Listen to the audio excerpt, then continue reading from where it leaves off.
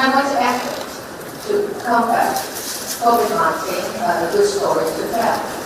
Beginning in January this year, my government was proactive, decisive, and transparent in combating the virus. Taiwan's success story is a well-told one, and I need not repeat it in detail here. But the most important lesson for us all is that Taiwan was able to become one of the safest places in the world during the pandemic, and we made sure of this while maintaining our democratic principles and freedom. The effectiveness of our democratic government, in spite of the pandemic, was made possible through the joint efforts of individual citizens, the business community, civil society, and the government. One well-known aspect of our response is the rapid expansion of the face mask production through extensive public and private collaborations. Taiwan is now the second largest face mask producer in the world, making 20 million masks per day. This achievement has allowed us to donate more than 51 million masks to more than 80 countries. Face masks embossed with "Made in Taiwan" can be seen from the White House to the streets of Europe, Japan, and many other places around the world. Taiwan's efforts do not stop here. We have research teams working with different partners in the United States and Europe to develop the vaccine. Our top research institute has developed a rapid diagnostic test that can detect the virus in just 15 minutes.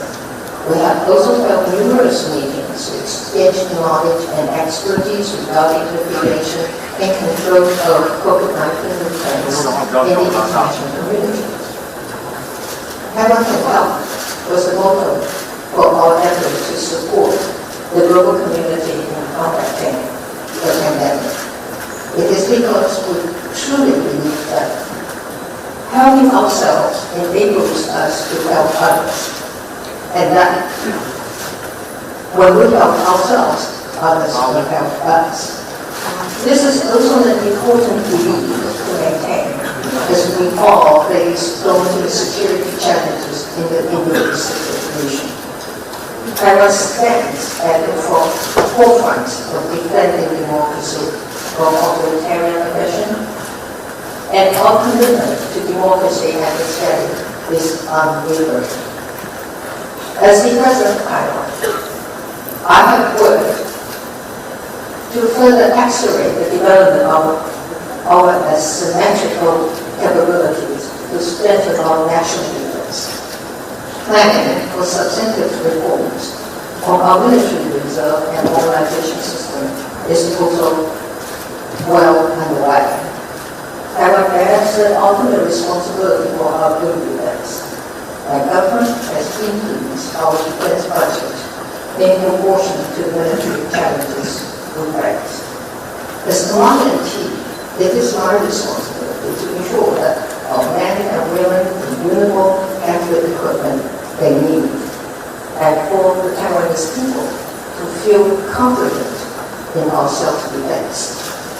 We've also procured necessary equipment from the United States, including new F-16Bs, as well as missiles and other additions to the asymmetric capabilities.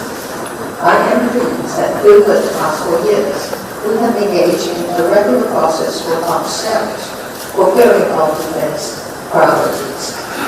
At the same time, the government has been committed to enhancing our domestic production capabilities. We are engaged in new aircraft and naval vessels production, because we believe that a robust defense posture can be better supported by a more competitive defense industry. As a result, our T-5 Brave Eagle first took flight in June this year, and is one of the most advanced fifth-generation advanced jet trainers in the world. We are giving ourselves the tools to defend our home, our democracy, and our region. But no one country can accomplish the goals to maintain regional peace, stability, and security alone They require far-reaching collaboration. This is where we need others' help, and this is where we can help each other.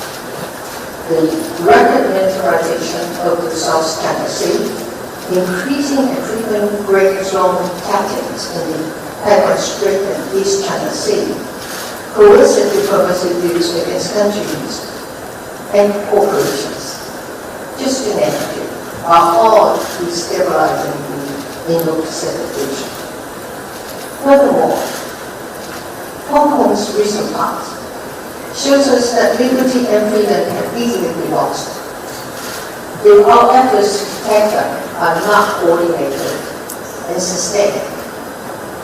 It is time for like-minded countries and democratic friends in the Indo-Pacific region and beyond to discuss a framework to generate, sustain, and concerted efforts to maintain a strategic order that deters unilateral aggressive actions. We need a strategic order that encourages cooperation, transparency, and problem solving through dialogue, not threats of war. We need a strategy that avoids war, yet clearly conveys our resolve to protect our democracies. If the pandemic has taught us anything at all, it is that transparency and good governance prevail and best serve our people. The challenges we face during this era of COVID-19 go beyond public health and security. The pandemic has also severely disrupted national economies and international trade. One of the most important and painful lessons that we have learned is this: the global supply chains and trade mechanisms we have come to heavily rely on are highly fragile and are often subject to coercive measures by aggressive actors. However, the current situation gives us an opportunity to re-examine and reorganize economic and trade cooperation, and most importantly, adapt to restructuring supply chains and reinforce fair and non-coercive trade rules. Last week, during a groundbreaking visit by Czech Republic's Senate President to Taiwan, the American Institute in Taiwan, that is AIT, hosted the Forum on Supply Chain Restructuring, improving resilience among like-minded partners. Participants included representatives from the EU, Japan, the Czech Republic, and Taiwan. The discussions included the need for restructuring global supply chains to bring them closer to home or locate them in like-minded economies. Most importantly, these global supply chains should also be secure and free from political coercion. Taiwan and the United States also issued a joint declaration on 5G security. We agree that we should all be responsible for evaluating 5G hardware and software suppliers and supply chains to promote secure 5G architecture. Taiwan and the United States will also help raise awareness about the risks regarding 5G networks and work with like-minded partners to develop appropriate standards, guidelines, and best practices. This symbolizes a new chapter in a collaboration between like-minded partners who share the values and a new future for the rules-based order in Indo-Pacific and around the world. This alliance will safeguard the values we cherish most, that is, freedom, safety, human rights, and democracy. Let me conclude by saying that time and again, we have confronted great challenges, and yet we have always been able to weather these storms by believing in our values and working together.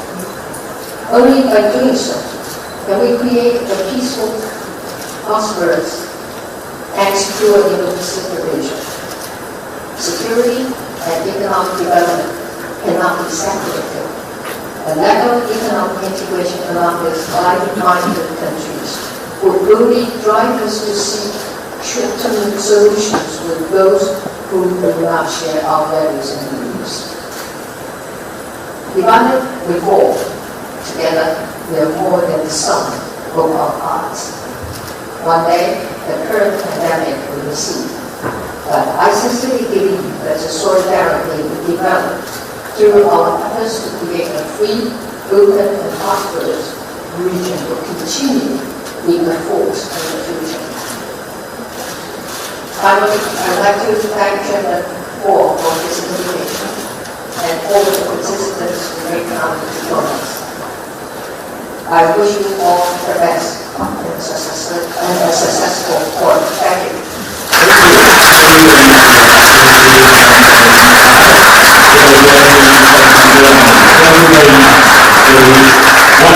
One message for the founders that this demonstration has made in the previous year. Thank you very much for attending this public ceremony. Ladies and gentlemen, due to the tight schedule of the Madam President, she has to leave us for the next agenda. Wonderful, which we would like to show the adoption for the audience and our representative. Thank you very much. Thank you. Thank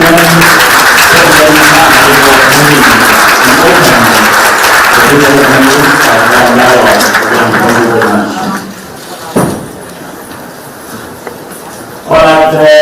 Statement mentioned by the President Tsai, this is very challenging year in this year because the COVID-19 outbreak, but we still moving forward by transparency and work beside governance and create a new phenomenon of Taiwan to work for the world.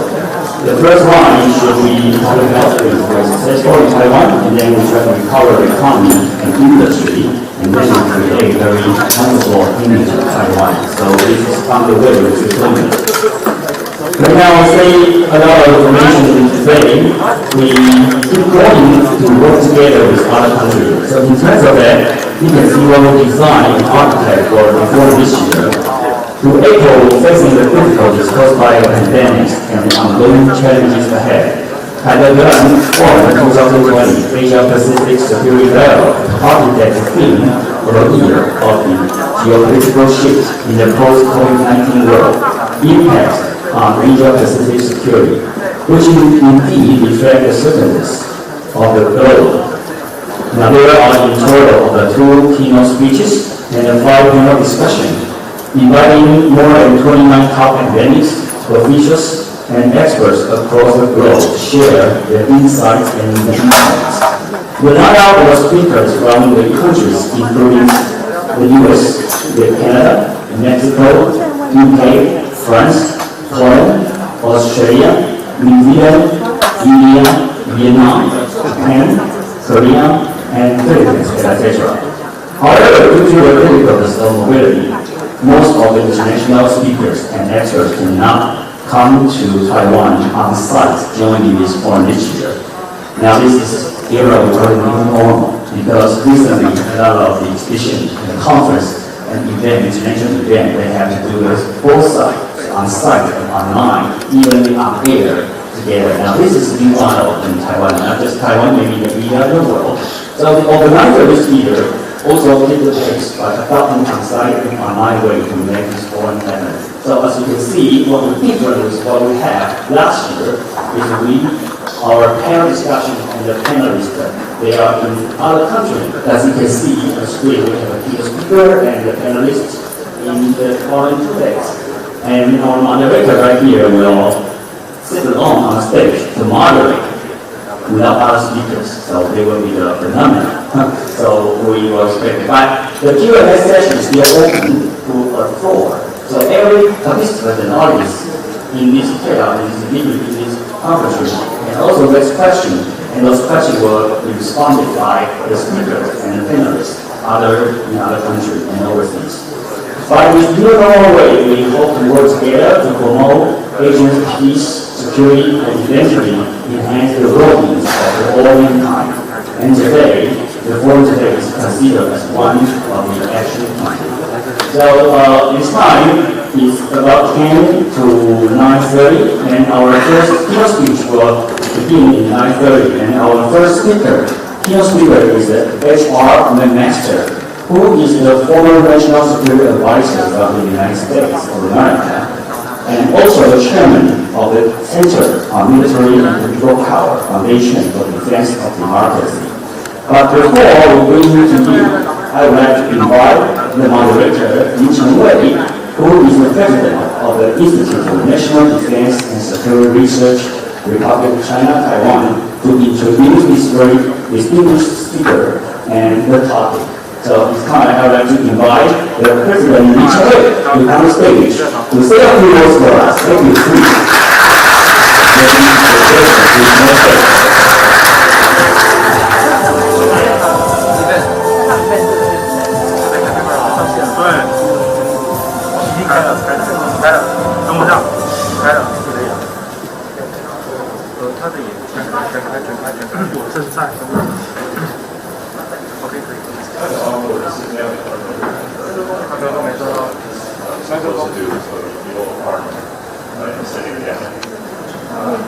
Good morning, everyone.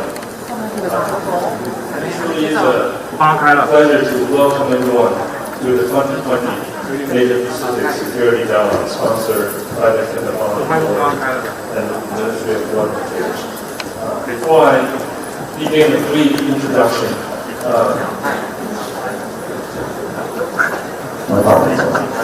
the Honorable Ambassador, let me make one quick introduction. We do not have the title of President at the Institute.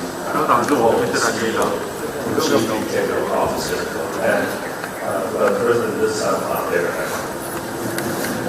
But this important security dialogue takes place annually, and the Institute of National Defense and Security Research is truly honored to be able to organize it this year.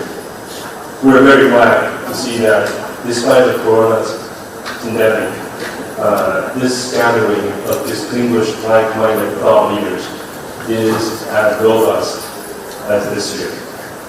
I want to offer a special thank you to all those joining us on video conferencing from far away. Thank you for staying up at a late hour to be part of our conversation in the next 2 days. We have made great efforts to invite thought leaders from across the globe. We are certain that the discussions will be worthy of getting up at the odd hours. Therefore, it is with great privilege that I'm introducing our keynote speaker this morning. This gentleman really needs no introduction, but let me give it a shot. Not only is he a highly decorated soldier, but he also holds a doctorate in history. The Honorable H.R. McMaster was the 26th Assistant to the President of the United States for National Security.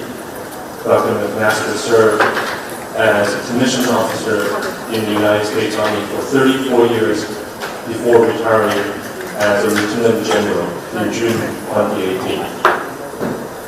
He is currently a fellow at both the Hoover Institute and at the Freeman Spaulding Institute for International Studies at Stanford University. Before he entered the White House, Dr. McMaster designed the future Army of the United States as the director of the Army Capabilities Integration Center and the Deputy Commanding General of the U.S. Army Training and Doctrine Command. The Honorable McMaster has fought wars in the Persian Gulf, Afghanistan, and Iraq. The war he was too young to fight in Vietnam, he wrote about it instead. It is considered a seminal work on the Vietnam War. His latest book is already on pre-order due out later this month. It is called Battlegrounds, the Fight to Defend the Free World. The book's official pitch states that it is a powerful call for, quote, citizens of the free world to transcend the betrayal of partisan political discourse, better educate themselves about the most significant challenges to national and international security, and work together to secure peace and prosperity for future generations." End quote. How fitting for our security forum that the author is here to give us this morning's keynote. Let us put our hands together to welcome the Honorable H.R. McMaster.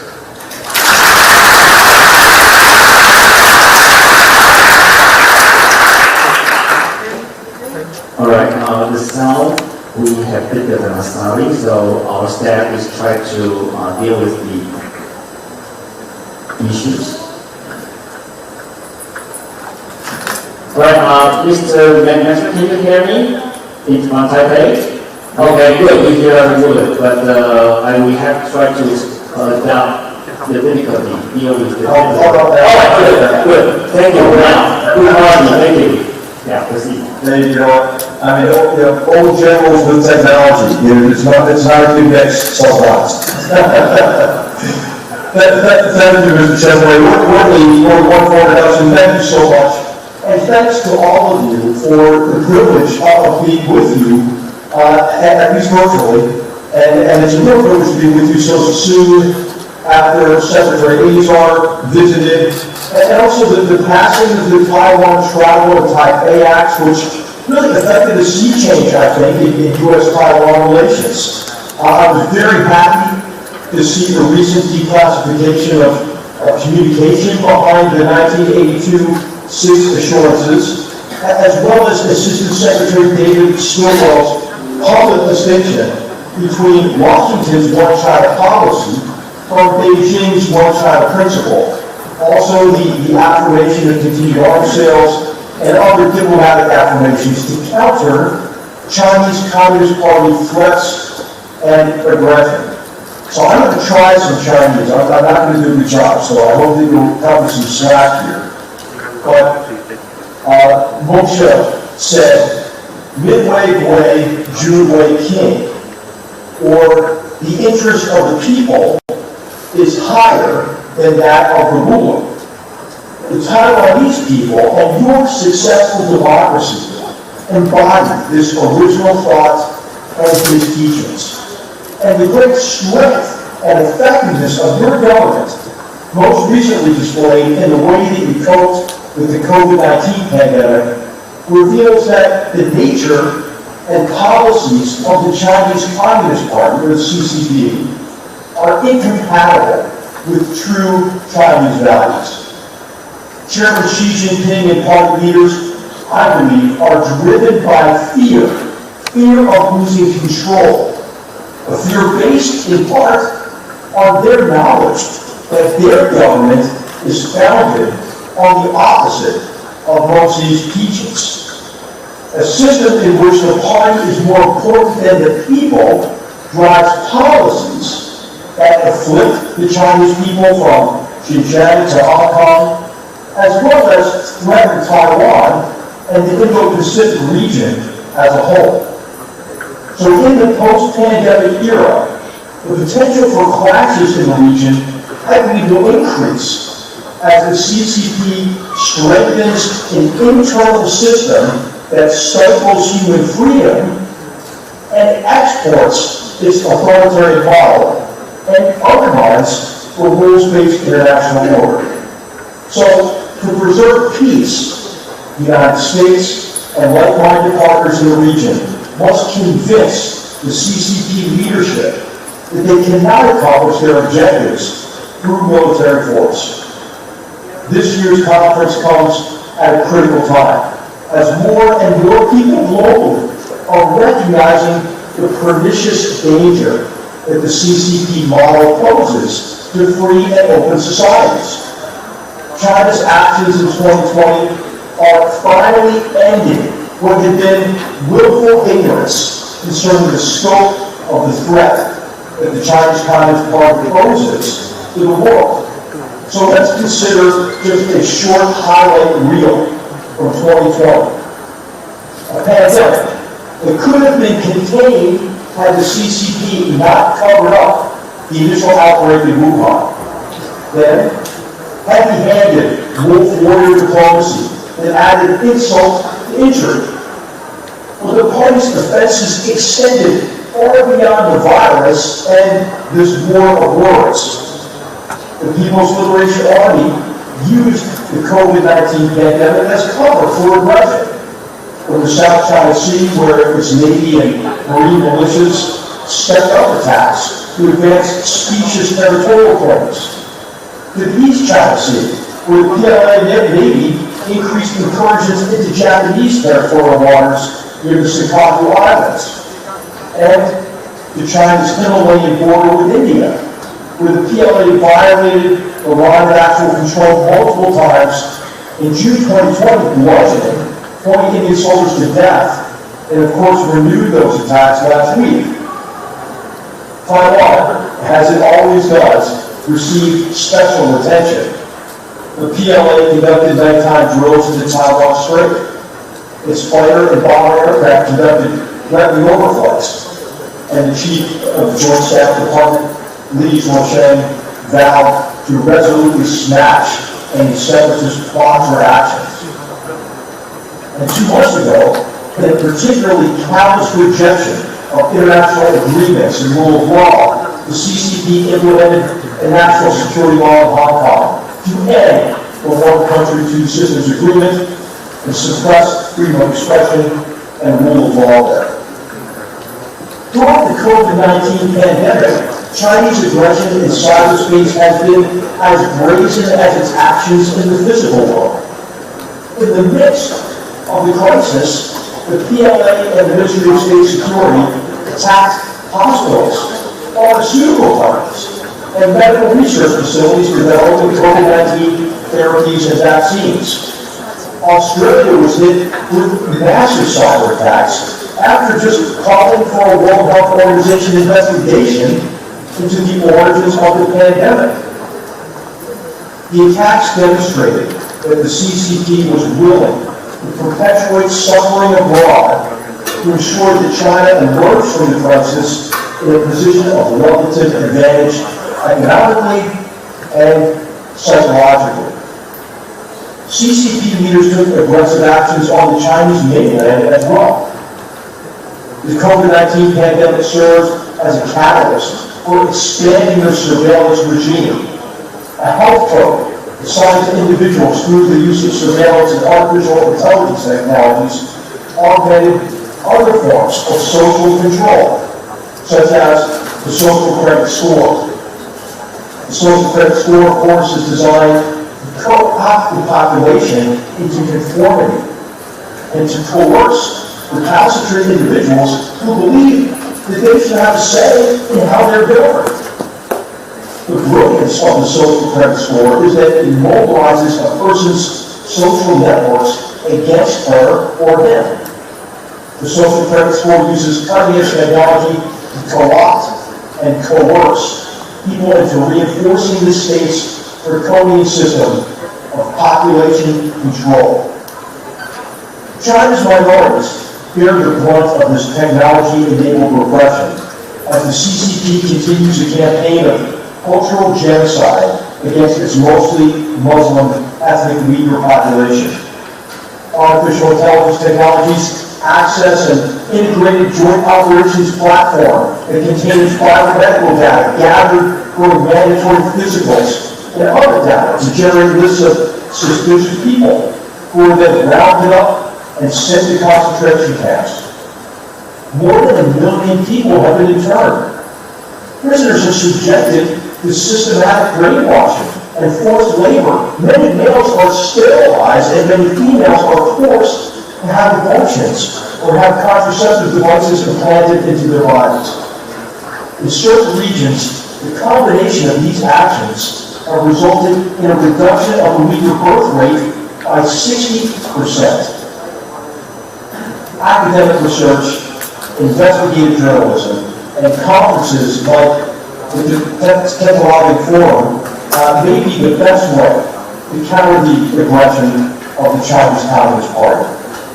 The party co-opts individuals, companies, countries, and organizations with economic and financial enticements and then uses its influence to coerce them into supporting their policies.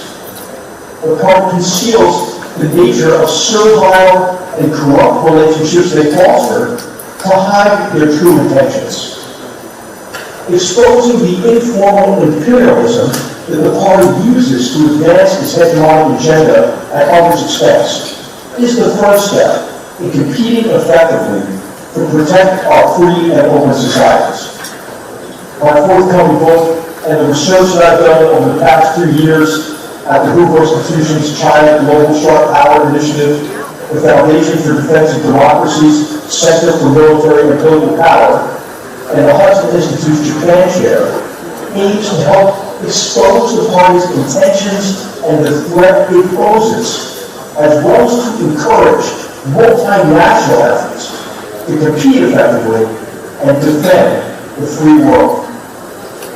We must, of course, follow up on President Tsai Ing-wen's efforts to strengthen Taiwan's defenses, such that the CCP and the PLA know that they cannot succeed if they act on their threats.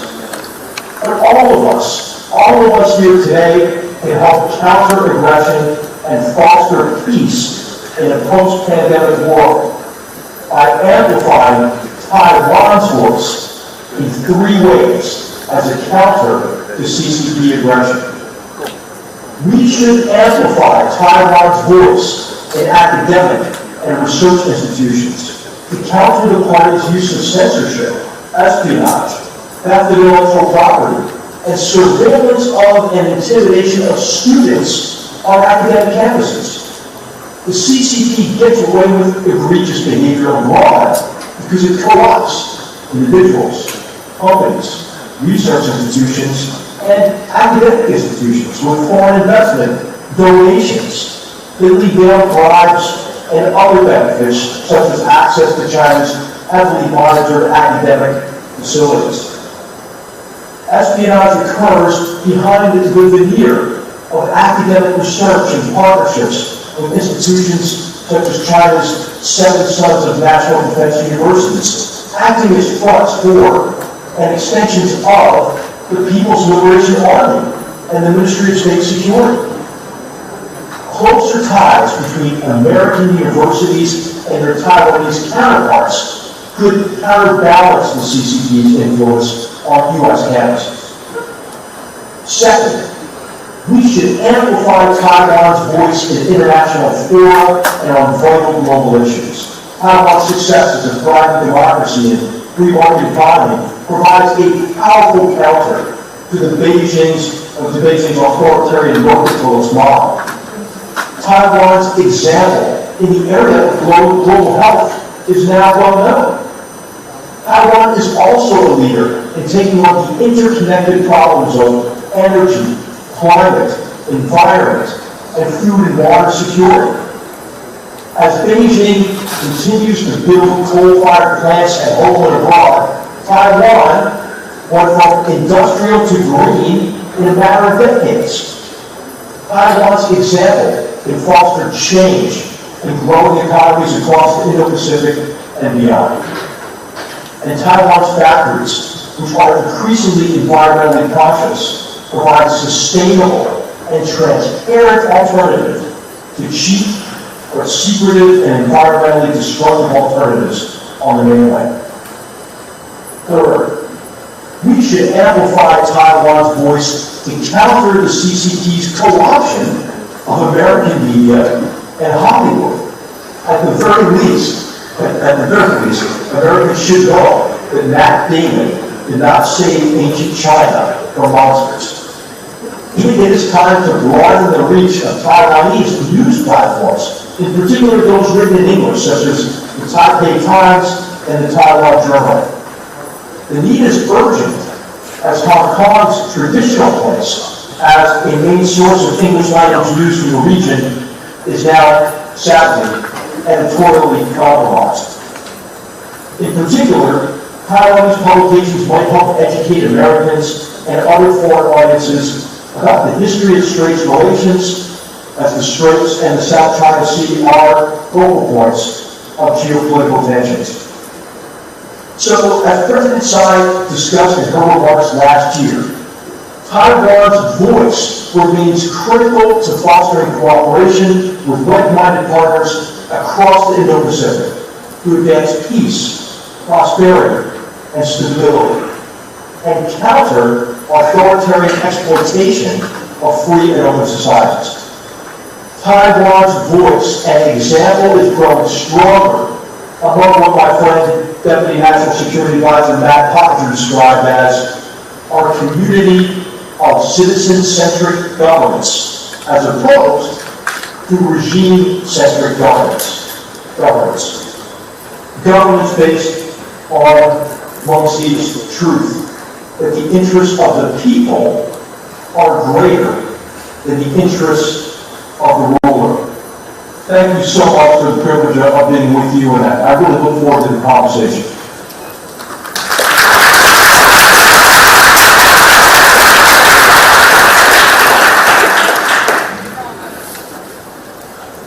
Thank you very much, Dr. McMaster. Thank you for that very forceful and powerful speech. Yes, to amplify Taiwan's voice in every way possible is something that we can all begin to make efforts to realize. If my understanding is correct, I do have you until 10 Taipei time. So if with your permission, I'd like to open the floor and gather a few questions at a time, and see if you can answer some of these questions. Would that be okay with you? Yes, thank you. I look forward to it. Thank you very much. Yes, then I would like to open the floor to those who are who want to ask questions. Please state your name and affiliation, and as well as make your questions succinct and to the point. For those of you who raise your hand, our staff will be passing the microphone to you. Anyone? I know everybody gets nervous in front of Dr. McMaster, but it's okay.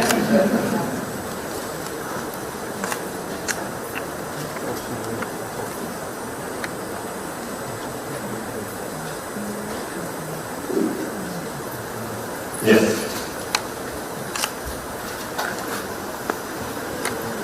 Thank you very much. And I'd like to ask you to share some of your personal experience when you served at the National Security Council from the